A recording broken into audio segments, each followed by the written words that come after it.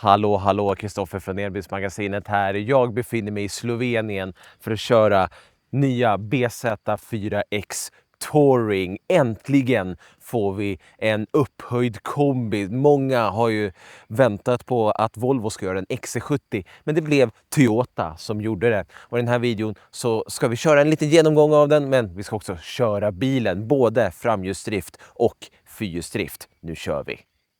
Avsnittet presenteras av Carla.se som köper och säljer begagnade el- och laddhybrider online. Just nu kan du göra Sveriges bästa elbilstil på en Mazda MX-30. Gå in på Carla.se nu och hitta din nästa elbil. Toyota BZ4X Touring bygger på samma plattform som den tidigare BZ4X Coupé då.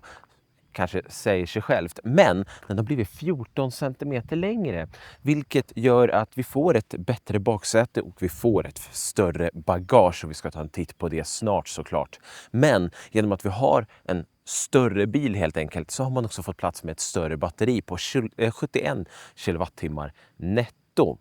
Den finns i framhjulsdrift och fyrhjulsdrift. Här idag så kör jag en framhjulsdriven sak. Den har en motor på 165 kilowatt eller 224 hästar. Medan den fyrhjulsdrivna, den har 280 kilowatt eller 380 hästar. Den kan göra 0-100 på 4,5 sekunder. Det är den snabbaste Toyotan upp till 100 utanför GR-serien.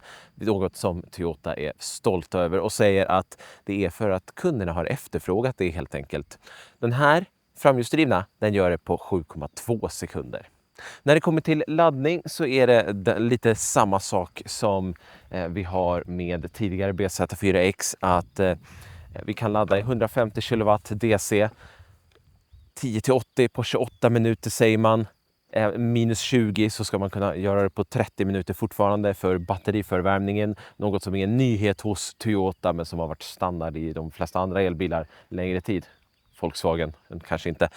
När det kommer till AC så är det 11 kilowatt som standard på den här bilen. Men är det så att man tar den dyrare varianten får man 22 kilowatt som standard istället. Något som är en trevlig bonus, inget du behöver betala extra för utöver all övrig utrustning. Det man hade velat ha, det är ju vehicle to load. Toyota säger att det här ska vara mycket äventyrsbil. Men då vill man ju använda den strömmen.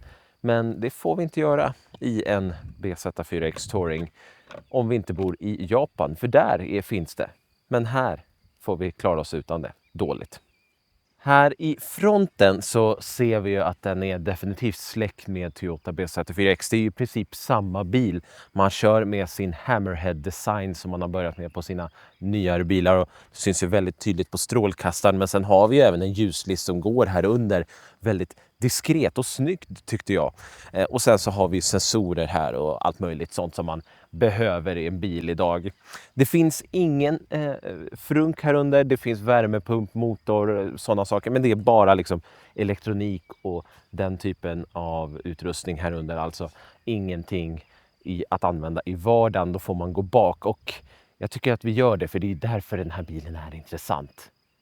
Jag tar och öppnar upp här.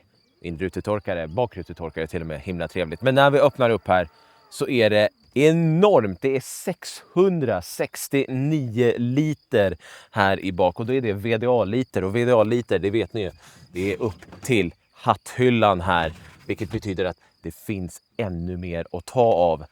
Och vi har lite möjlighet att lyfta på golvet här för att gömma kablar och sådana saker.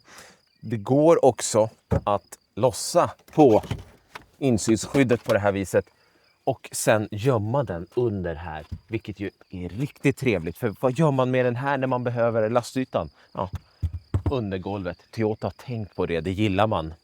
Vi har även möjlighet att fälla sätet direkt härifrån, alltså baksätet. Och gör vi det, då har vi 1718 liter istället. Det är också riktigt bra. Igen, VDA-liter, så att det finns ju massor med yta att ta av här.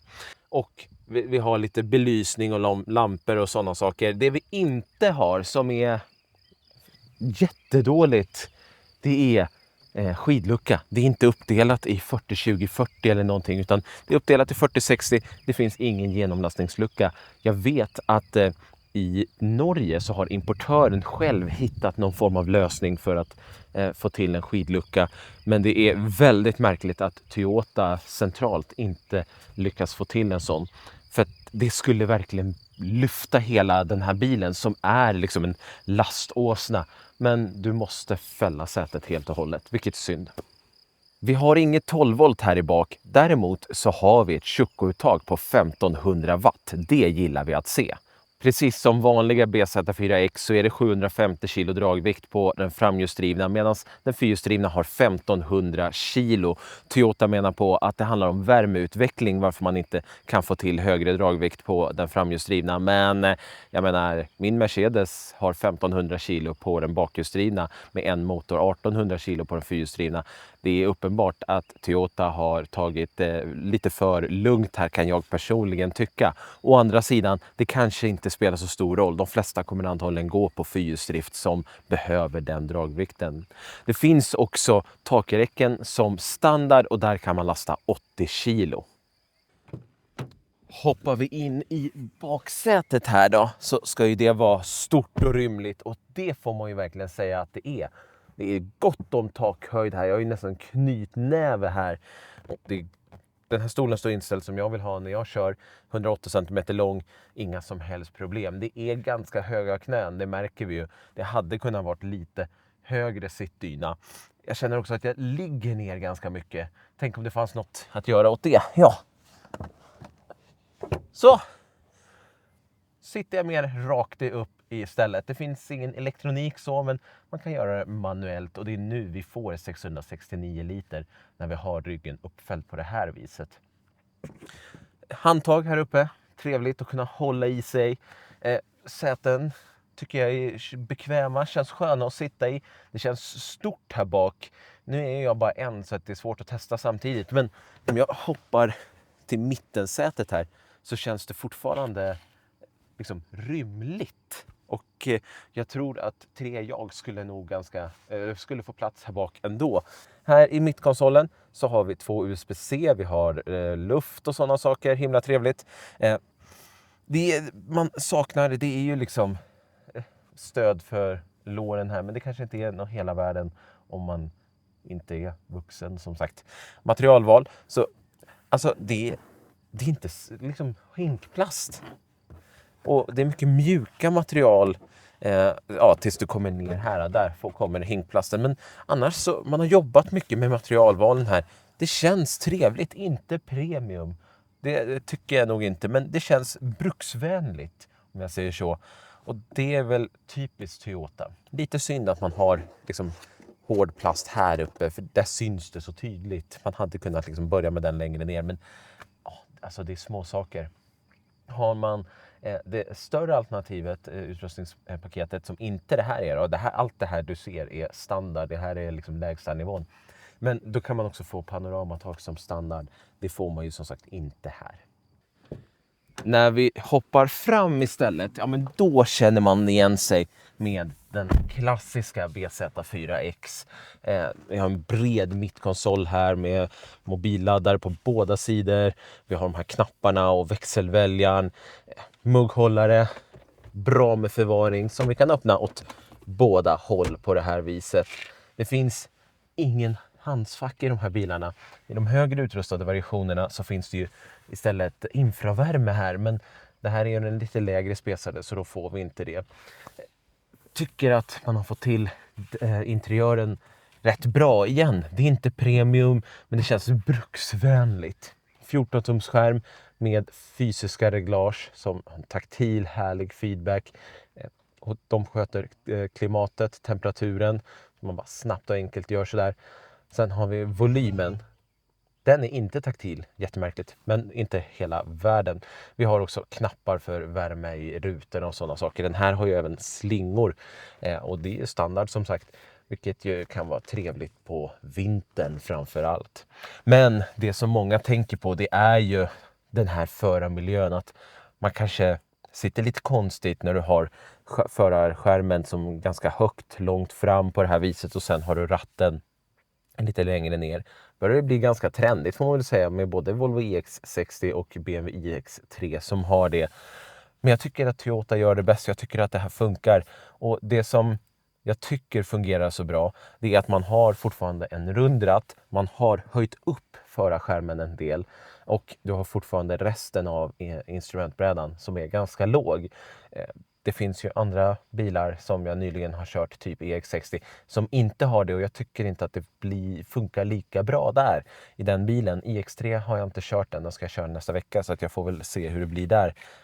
Men jag tycker om den här förarmiljön. Jag tycker den känns trygg och behaglig, och man känner sig i kontroll när man kör bilen. Och apropå köra bilen, låt oss göra just det. Då är jag ute och snurrar här nu, och jag har den framhjulsdrivna BZ4X Touring, vilket betyder att jag har en framhjulsdriven bil med 165 kW eller 224 hästar. Den framhjulsdrivna har ju en räckvidd på upp till 591 km, och det här upp till är ju väldigt viktigt med tanke på att vi vet att räckvidd på pappret är sällan riktig räckvidd. Vi får se. Jag har en sträcka på en 8-10 mil nu som ska ta nästan 2 timmar att köra. Får se vad förbrukningen ligger på efter det. Och vi ska börja med lite motorväg här.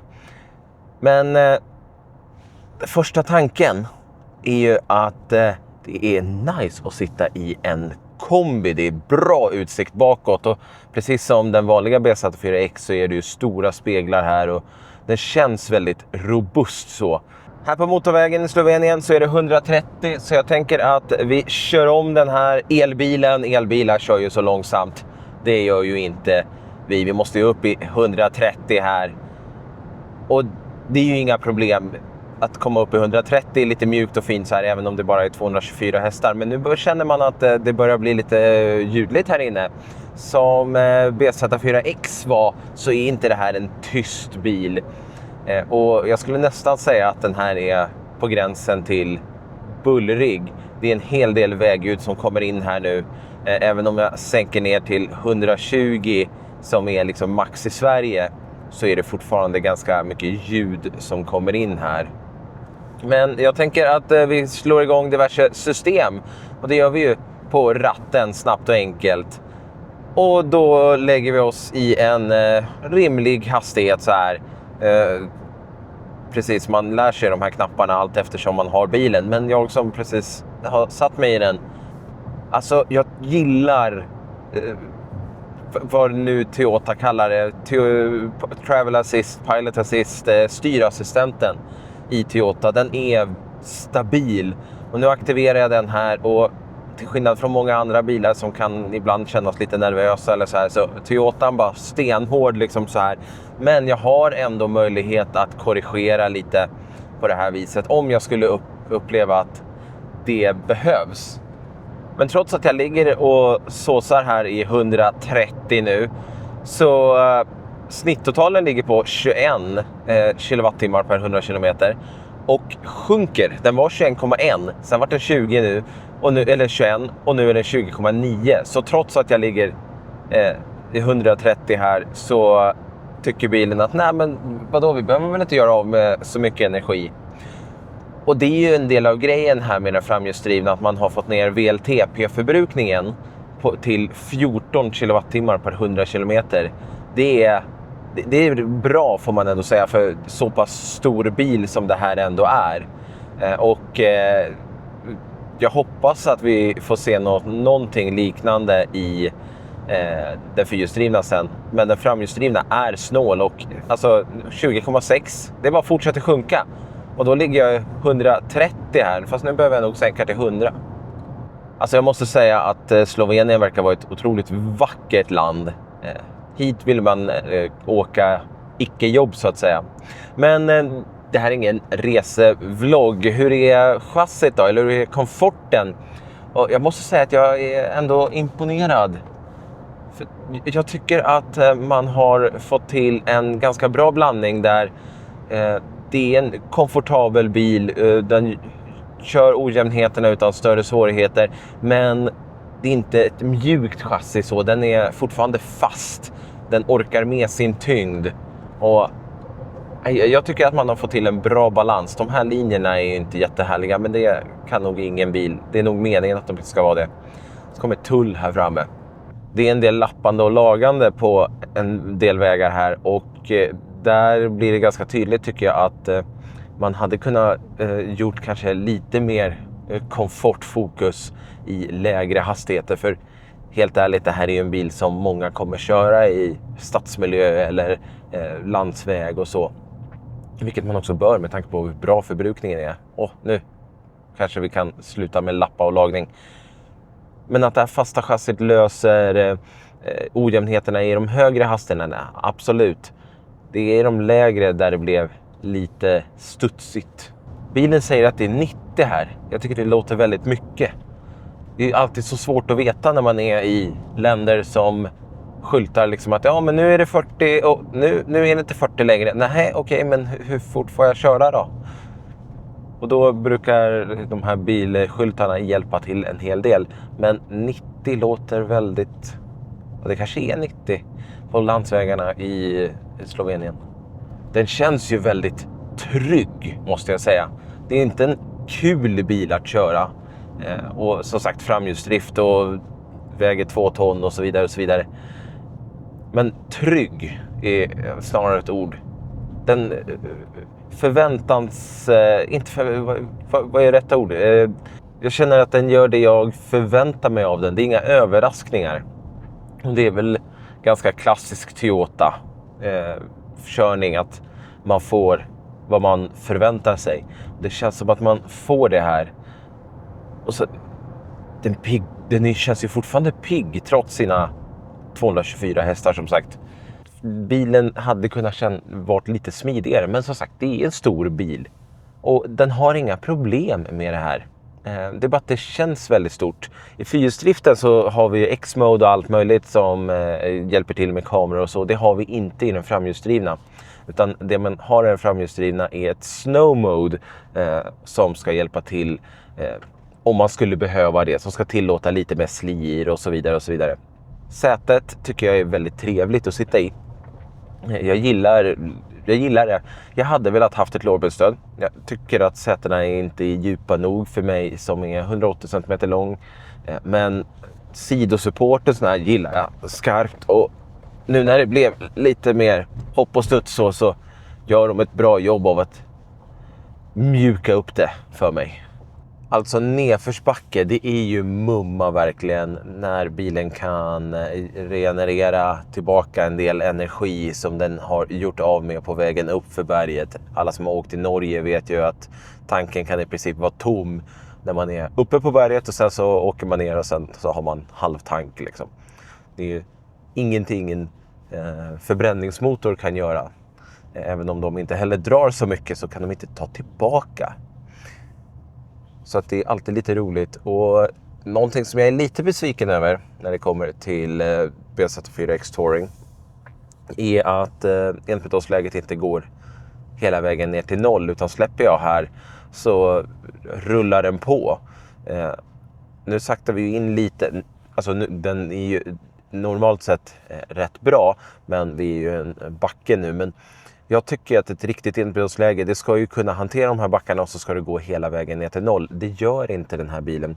Vi har ett hold-läge så att vi står i alla fall stilla när vi har bromsat. Men annars så kör vi den här creep mode-tekniken som vi gör nu. Kan vara väldigt tryggt. Det blir som någon form av hill descent control som vi har på den fyrhjulsdrivna. Det saknar vi ju på den framhjulsdrivna. Men det går inte hela vägen ner till 0 utan vi behöver använda bromsen själva om vi skulle behöva stanna. Och jag tycker det är himla synd. Nu är det alprally här. Jag är på väg upp för berget. Och alltså igen, det är en väldigt trygg bil. Och hur den inte liksom lutar något utan man bara kör. Och bilen bara, ja okej, visst. Det är klart att styrningen hade kunnat varit betydligt bättre och så. Och den är väl inte fantastisk. Men den gör sitt jobb. Och det är ju liksom det som är bilens... Gud vilka stora avstolpar det känner man när man åker på de här små vägarna. Men just hur chassit hålls upprätt konstant liksom. Trots att man kanske tar en kurva snabbare än man borde och att det är mycket tajta små kurvor här, så löser den det. Det är inte det är inte en båt liksom. Då har jag hamnat i den fyrstrivna här nu då. Den här har ju samma batteri, men den har naturligtvis kortare räckvidd, närmare 521 km WLTP, eftersom den är tyngre och den har dubbla motorer. 280 kW eller 380 hästar kan jag 0-100 på 4,5 sekunder, vilket är jättesnabbt. Och första biten här som jag ska köra, det är de kallar det pendlar mellan offroadbana och bara en liten grusväg. Vi får väl se hur mycket eller lite det är. Det är ingen direkt terräng har man sagt. Det är ju lite tråkigt, men vi får se vad som händer. Det är väl mer grusväg det här, det får jag vara ärlig med att säga. Nu går det neråt här också, men jag tänker att eftersom vi sitter i en fyrhjulsdrivna så kan vi använda terrängläget som finns här.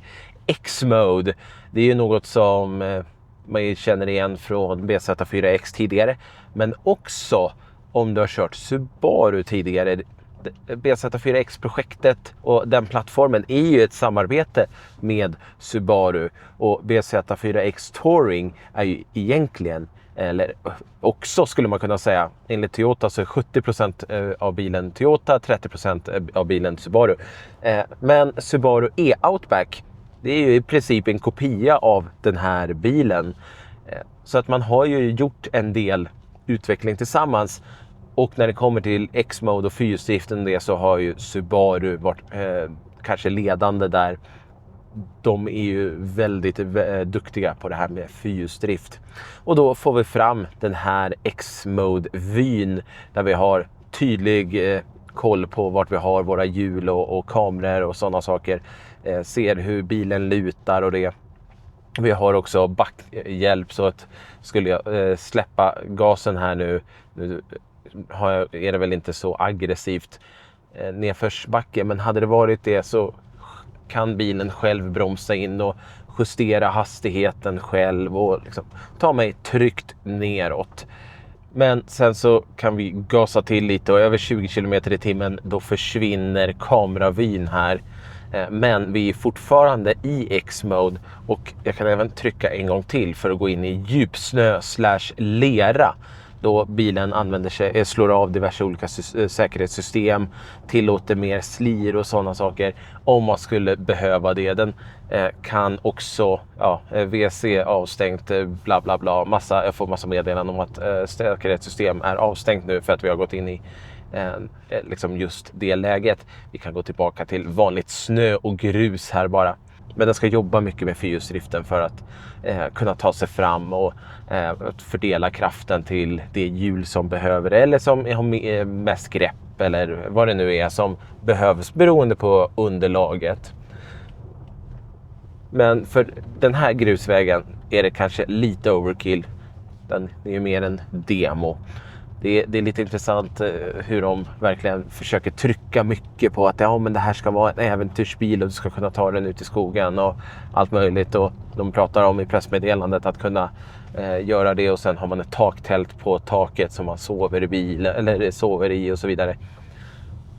Jag tror att det är väldigt få stunder som den här bilen kommer användas som det, men det kanske vore något att testa. Taktält är ju kul. Något jag verkligen gillar med Toyotas bilar, det är gaspedalen. Hur mjuk den är, hur lätt det är att kontrollera hastigheten.